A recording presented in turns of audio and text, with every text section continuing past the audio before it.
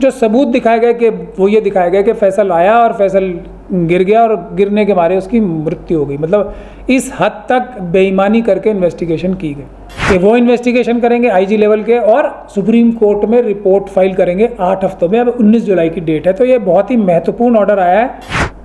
आज हमारा नाम नहीं होगा क्योंकि फैसल अब हॉट टॉपिक या गरम गरम डिश नहीं है। बहुत अफसोस के साथ इन शब्दों का इस्तेमाल करना पड़ रहा है, लेकिन यही सच्चाई है ना। फैसल एक टाइम पे पूरी दुनिया के लिए नंबर 1 न्यूज़ था, आज वो नहीं है। बुला दिया कौन? उस टाइम अगर मैं सुप्रीम कोर्ट में डायरेक्ट चला जाता तो केस तो डिसमिस हो जाता, लेकिन मेरी मशहूरी बहुत हो जाती। यही है, सुप्रीम कोर्ट में केस डालना क्या होता है, वकील को पैसे दिए उसने डाल दिया, ये कोई बहुत मेहनत का काम है। पिटीशंस डालने के लिए तो हम ही लोग बैठे हैं, हमारा ऑफिस पूरे देश की सारी PILs मैं जिम्मेदारी लेता हूँ, ज़्यादा बेहतर तैयारी करके मैं डाल दूंगा। जिसको डलवानी है मेरे पास आ जाए, फ्री में डाल दूंगा।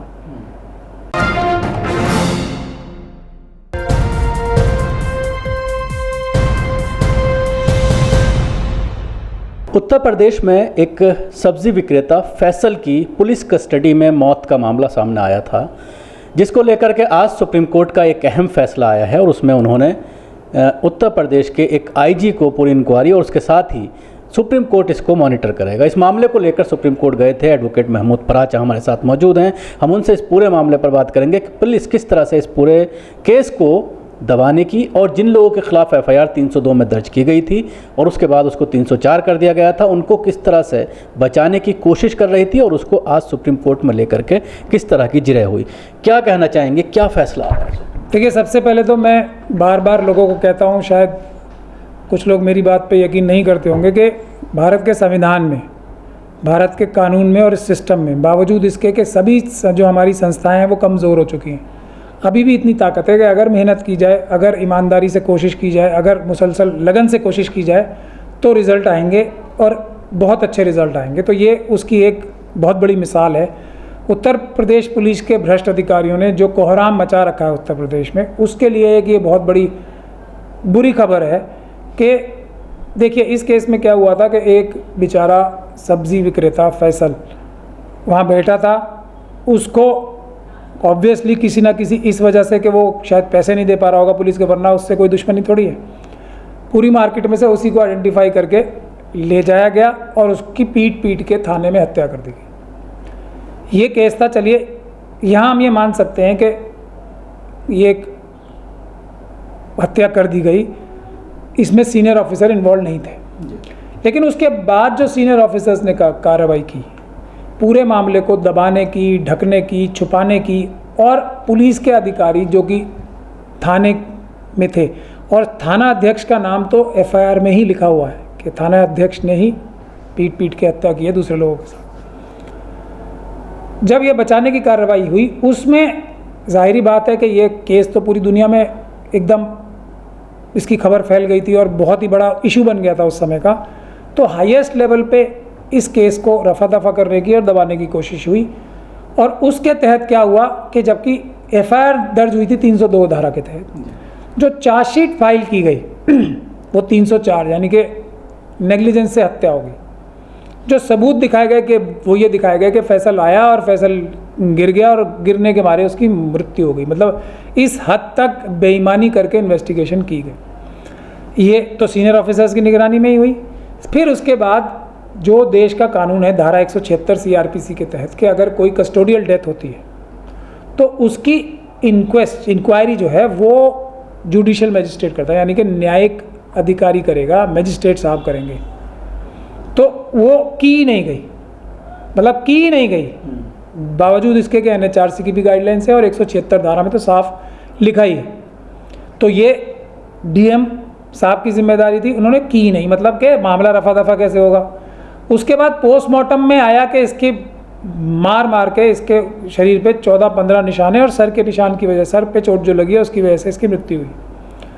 अब तो ये वीडियोग्राफी के तहत और 2 डॉक्टर्स के बोर्ड ने इसकी पोस्टमार्टम की थी, तो उसमें आ गया कि ये सब जो है मरने से पहले की चोटें हैं और पीटा गया है किसी से ब्लंट ऑब्जेक्ट से।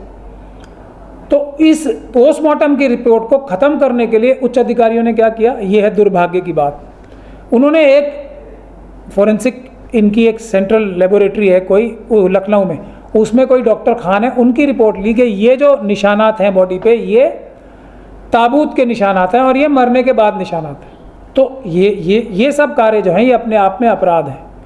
उसके बाद 13 करीब विटनेस ऐसे लिए गए, पुलिस के अधिकारी और दूसरे व्यक्ति, जो ये कह रहे हैं कि हम थाने में मौजूद थे और हमने ना फैसल को पिटते हुए देखा और ना किसी ने इसके साथ कोई अपराध किया, किसी ने मारा नहीं। मतलब चार्जशीट में ही उसको बरी करने का सारा सामान दे रखा था। हमने उसके बाद रिट लगाई हाई कोर्ट में, हाई कोर्ट ने हमारी बात नहीं सुनी और सीबीआई इंक्वायरी के लिए मना कर दिया या कोर्ट मॉनिटर इंक्वायरी के लिए मना कर दिया। फिर हम उसके खिलाफ ऑर्डर के, मैं इसलिए बार बार कह रहा हूँ कि लड़ाई लंबी हो सकती है, लेकिन लड़ाई में अगर मेहनत से लड़ी जाएगी तो सक्सेस मिलेगी, सही तरीके से लड़ाई लड़ी जाएगी। हम ऊपर से नीचे नहीं आए, हम नीचे से ऊपर गए। ये भी एक महत्वपूर्ण बात होती है। सीधे हम भाग के सुप्रीम कोर्ट जाते तो सुप्रीम कोर्ट ऑब्वियसली ये कहेगी कि आप गलत जगह आ गए हैं, पहले तो आपको नीचे जाना चाहिए ना। तो हम नीचे से मजिस्ट्रेट की अदालत से उठ के प्रॉपरली गए, 1 साल लगा। मगर फिर अब सुप्रीम कोर्ट ने हाई कोर्ट के खिलाफ भी टिप्पणी की है कि हाई कोर्ट ने गलती की है ऐसा काम करके कि ये नज़रअंदाज ही कर दिया कि इतनी बड़ी ज़्यादती हुई है।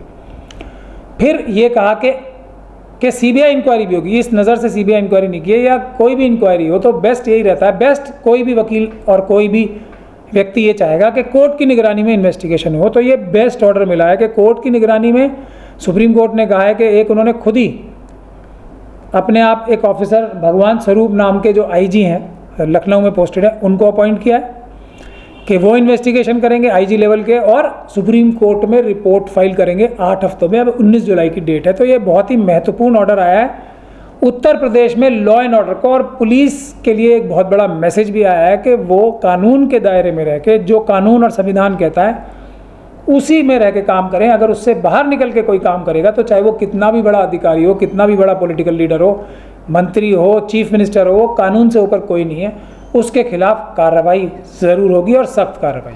तो इस मामले को जिस तरह से तमाम अधिकारियों ने दबाने की कोशिश की, एक जिक्र किया आपने मिस्टर खान का जो फोरेंसिक एक्सपर्ट है, डॉक्टर खान, तो किस तरह से अब इन लोगों को भी आप कोर्ट में घेरने की कोशिश? देखिए अब जब प्रॉपर इन्वेस्टिगेशन होगी तो ये सब तो सबूत मिटाने, सबूत को छुपाने और झूठे सबूत पेश करने के दोषी हैं ही। इनके खिलाफ तो सब सबूत, सरकारी जो रिप्लाई आया है उत्तर प्रदेश का रिप्लाई जो सुप्रीम कोर्ट में फाइल किया है उसी में इन सब के खिलाफ सबूत रिटर्न में है।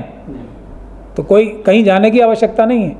और पुलिस के सीनियर अधिकारियों के खिलाफ भी सबूत खुद उनके जवाब में ही है। जो एफिडेविट फाइल किया गया वही उनके खिलाफ सबसे बड़ा सबूत है कि उन्होंने इन्वेस्टिगेशन को जो है ख़राब किया, उन्होंने सबूत को मिटाया, सबूतों को छुपाया और सबूतों को डिस्ट्रॉय किया। तो ये बहुत ही महत्वपूर्ण केस होने जा रहा है। उत्तर प्रदेश सरकार और उत्तर प्रदेश पुलिस के लिए कितना बड़ा इसको झटका मानता है? देखिए अब मेरे हिसाब से तो ये बहुत ही लैंडमार्क जजमेंट है और इससे पूरी उत्तर प्रदेश पुलिस को नहीं, पूरे देश की पुलिस को एक मैसेज जाना चाहिए कि सुप्रीम कोर्ट की निगरानी में जब इन्वेस्टिगेशन होगी तो दूध का दूध और पानी का पानी होगा।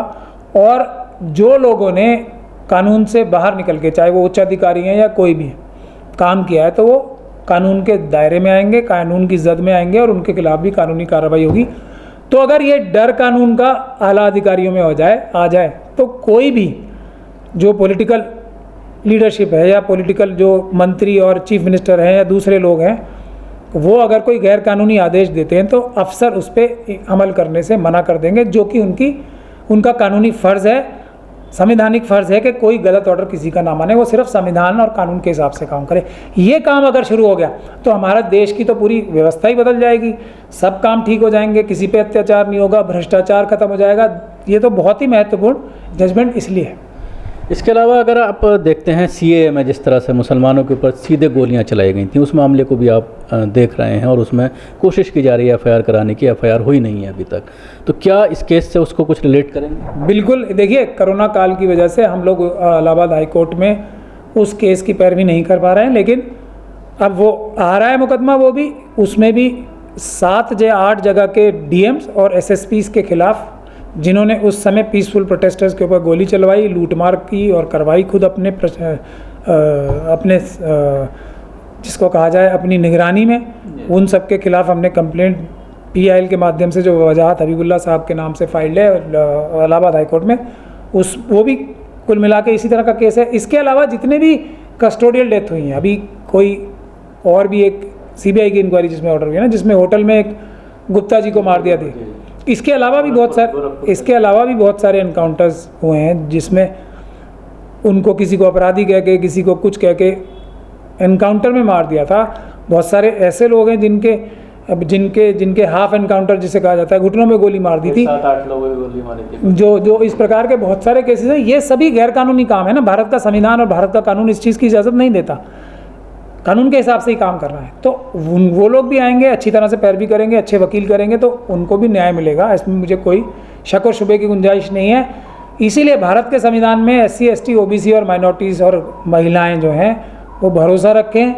थोड़ी मेहनत ज़्यादा लगती है, थोड़े एफर्ट ज़्यादा लगते हैं, संघर्ष ज़्यादा करना पड़ता है, लेकिन न्याय हमारी इसी व्यवस्था से मिलेगा। हौसले की ज़रूरत है। और सबसे ज़्यादा, अब मैं फिर एक बार वही बात कहूँगा, आज आप कहेंगे कि आपने कोर्ट के माध्यम से इतना बड़ा मुकदमा जीत लिया और इतनी बड़ी फतेह हासिल कर ली, तो पीसफुल प्रोटेस्ट नहीं होने चाहिए। मैं अब दोबारा कहूँगा, आज भी मैं यही बात कहूँगा कि 80% जो हमारा देश बचेगा, SC ST OBC, मुस्लिम, सिख, क्रिश्चियन, बौद्ध और महिलाएं बचेंगी, तो वो पीसफुल प्रोटेस्ट के माध्यम से, 20% इस प्रकार के ऑर्डर्स के। एक बात आपने अभी कही कि सुप्रीम कोर्ट कई लोग ऐसे हैं डायरेक्ट सुप्रीम कोर्ट पहुंच जाते हैं केसेस को लेकर, और उसके बाद सुप्रीम कोर्ट ये कहता है कि पहले लोअर कोर्ट जाइए। इस तरीके पर क्या कहना चाहिए? देखिए, उसमें अब जैसे मैं ही सुप्रीम कोर्ट अपने ऊपर ही लेके बताता हूँ, चला जाऊँ, सीधा चला जाऊँ, बगैर किसी प्लानिंग के, बगैर किसी तैयारी के। एक तो ये होड़ लगती है ना कि सबसे पहले मेरा केस हो। ये जो होड़ है ना, ये मनुवादी ताकतों को, RSS और BJP को मजबूत कर रही है कि मेरा नाम सबसे पहले होना चाहिए। मैंने अभी केस भी पूरा नहीं पढ़ा है, मुझे अभी इन्फॉर्मेशन भी पूरी नहीं है, लेकिन मुझे कल सबसे पहले PIL लगानी है और सुप्रीम कोर्ट में लगानी है। इसके अलावा ये सबसे आसान तरीका है अपनी हार सुनिश्चित करने का। मैं यहाँ क्लियरली बता रहा हूँ आपको, सबसे आसान तरीका है, और RSS और BJP की मदद करने का। इसमें यह तो ज़रूर होता है कि तंजीमों का नाम हो जाता है, वकीलों का नाम हो जाता है। आज हमारा नाम नहीं होगा, क्योंकि फैसल अब हॉट टॉपिक या गरम डिश नहीं है। बहुत अफसोस के साथ इन शब्दों का इस्तेमाल करना पड़ रहा है, लेकिन यही सच्चाई है ना। फैसल एक टाइम पे पूरी दुनिया के लिए नंबर 1 न्यूज़ था, आज वो नहीं है। बुला दिया कौन? उस टाइम अगर मैं सुप्रीम कोर्ट में डायरेक्ट चला जाता तो केस तो डिसमिस हो जाता, लेकिन मेरी मशहूरी बहुत हो जाती। यही होता ना, मैं किसी संस्थान की तरफ से जाता तो मेरी मशहूरी तो बहुत हो जाती, उस संस्था की मशहूरी बहुत हो जाती, लेकिन केस का नुकसान हो जाता। तो ये बहुत महत्वपूर्ण बात है। आज सारी प्रेस नहीं दिखाएगी इसे, उस टाइम सारी प्रेस दिखाती, लेकिन फैसल को न्याय नहीं मिलता। अब फैसल को न्याय मिलेगा, ये हमारी जिम्मेदारी है कि, और ये समझना चाहिए लोगों को, ये सुप्रीम कोर्ट में केस डालना क्या होता है, वकील को पैसे दिए, उसने डाल दिया। ये कोई बहुत मेहनत का काम है। पीसफुल प्रोटेस्ट करना मेहनत का काम है ना, उसमें आगे आना पड़ता है, उसके लिए संघर्ष करना पड़ता है, उसमें खतरा मोल लेना पड़ता है, देश को बचाने के लिए, अपने संविधान को बचाने के लिए। वो करें। पेटिशंस डालने के लिए तो हम ही लोग बैठे हैं, हमारा ऑफिस पूरे देश की सारी PILs मैं जिम्मेदारी लेता हूँ, ज़्यादा बेहतर तैयारी करके मैं डाल दूंगा। जिसको डलवानी है मेरे पास आ जाए, फ्री में डाल दूंगा। मैं वर्क सॉलिसिट नहीं कर रहा हूँ, लेकिन मैं कह रहा हूँ फ्री में डाल दूंगा, एक भी पैसा नहीं लूँगा। लेकिन मैं आपको पहले समझाऊंगा कि ये सही तरीका नहीं है, इसमें मेहनत करें, मटेरियल कलेक्ट करें, फिर हम तैयारी के साथ, अगर ज़रूरत पड़े, कोई ऐसे हालात बनते हैं कि सुप्रीम कोर्ट जाना है तो सुप्रीम कोर्ट जाएँ, हाई कोर्ट जाना है तो हाई कोर्ट जाएँ, सेशंस कोर्ट जाना है तो सेशंस कोर्ट जाएँ, मैजिस्ट्रेट की कोर्ट में अगर सबसे अच्छा रिजल्ट स्ट्रेटजी के हिसाब से मिलना है तो मैजिस्ट्रेट की कोर्ट में जाएँ।